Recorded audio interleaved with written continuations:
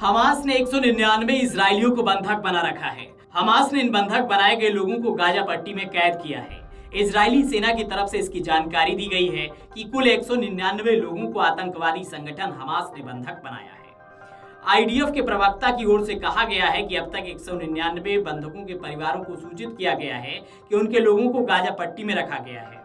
पिछले सप्ताह 7 अक्टूबर को इजराइल में विनाशकारी हमले के बाद हमास जिन बंधकों को गाजा ले गया उनमें कई बुजुर्ग, बच्चे और महिलाएं शामिल हैं।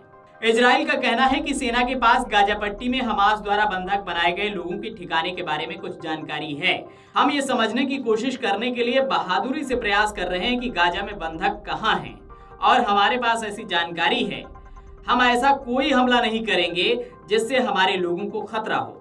इस बीच हमास आतंकी संगठन ने इजराइल को बड़ी धमकी दी है। हमास का कहना है कि इजराइल हमले रोकता है तो बंधक बनाए गए लोगों को छोड़ा जाएगा। इस बीच अब इजराइल ने हमास से बंधक बनाए गए लोगों की सूची मांगी है। तो वहीं संयुक्त राष्ट्र प्रमुख एंटोनियो गुतारेस ने हमास से सभी बंधकों को बिना किसी शर्त के तुरंत रिहा करने की अपील की है और इजराइल से गाजा पट्टी में नागरिकों तक त्वरित और निर्बाध मानवीय मदद पहुंचाने की अनुमति देने का आग्रह किया है। हमास शासित गाजा पट्टी में लगभग 23 लाख लोग रहते हैं, जहां पूरी तरह से घेराबंदी कर दी गई है। फलस्तीन के चरमपंथी समूह हमास के साथ जारी युद्ध के चलते इजराइल ने गाजा पट्टी में भोजन, पानी और ईंधन की आपूर्ति बंद कर दी है। इस बीच अमेरिकी राष्ट्रपति जो बाइडेन ने इजराइल को चेतावनी दी है। बाइडेन ने कहा है कि हमास के नियंत्रण वाले गाजा पर कब्जा करना इजराइल के लिए भयंकर परिणाम लाने वाला साबित हो सकता है। अमेरिकी राष्ट्रपति का ये पहला बयान है जो कि इजराइल की आक्रामकता को थोड़ा कमजोर कर सकता है। हालांकि अमेरिका ने हमास के खिलाफ हमले में इजराइल को हर मदद दे रहा है।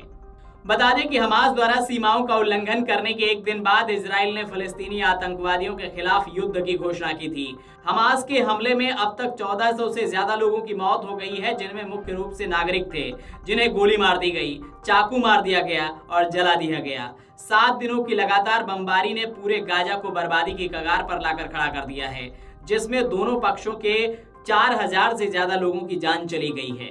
फलस्तीनी स्वास्थ्य मंत्रालय के अनुसार गाजा में मौतें बढ़कर 2600 हो गई हैं, जबकि 9600 से ज्यादा लोग घायल हैं। मंत्रालय ने कहा है कि पिछले 24 घंटे में गाजा में 455 लोगों की मौत और 856 लोगों के घायल होने की खबर है। यानी कि गाजा में इजराइल की सेना लगातार तबाही मचा रही है। Video desk amarujala.com। Amar Ujala अब आपके टीवी पर भी। अपने स्मार्ट टीवी पर YouTube पर सर्च करें अमर उजाला, चैनल सब्सक्राइब करें और देखें ताजा खबरें, वो भी HD क्वालिटी में। और हाँ, बेल आइकन दबाना ना भूलें ताकि हर खबर हो आपके घर। अमर उजाला, निष्पक्ष, निर्भीक, निरंतर।